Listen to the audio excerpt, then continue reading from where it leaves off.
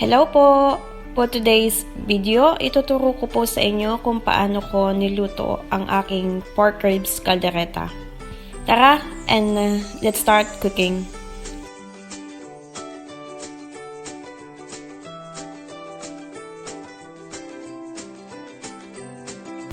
First, we will heat our oil, and then i-add lang po natin yung potatoes and carrots. We will fry them until their edges turn into slightly brown color. In the same pan, let's saute garlic and onion. You can add more oil if you want.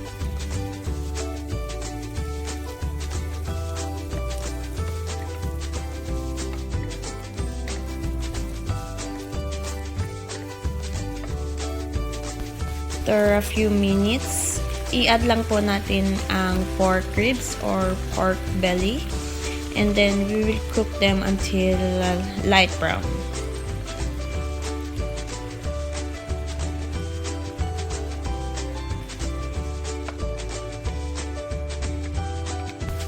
Now, you can pour the tomato sauce. Haluin lang po natin ang karne at ang tomato sauce.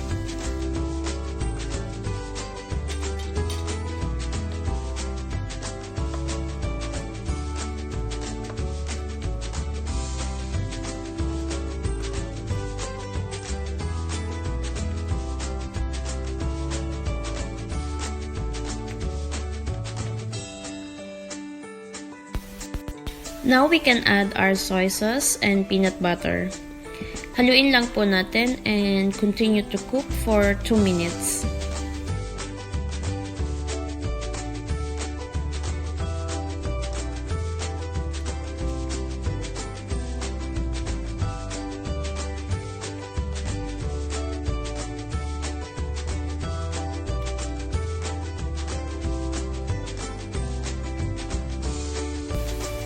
Now we can pour our beef broth. Pwede nyo din pong ilagay ang bay leaves and 1 tablespoon of breadcrumbs. Haluin lang po natin ng konti, and then we will cover it and let it boil for 45 minutes or hanggang sa lumambot po yung ating karne.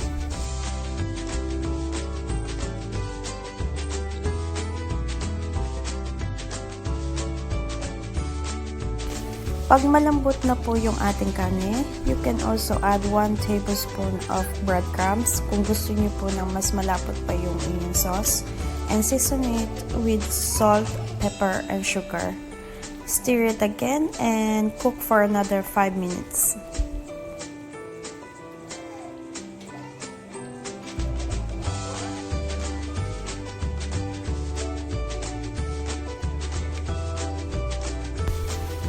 After 5 minutes, we can now add our vegetables, our potatoes, carrots, bell peppers, and green peas.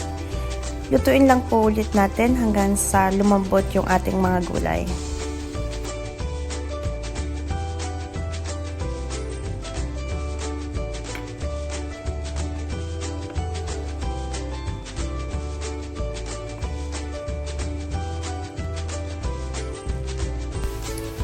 Ito na po, luto na po ang ating pork ribs caldereta. Perfect na perfect po pang ulam or pampulutan. Kung nagustuhan niyo po ang lasa ng aking caldereta, please do subscribe to my YouTube channel para po makatanggap kayo ng notification kapag may bago po akong recipe. Thank you!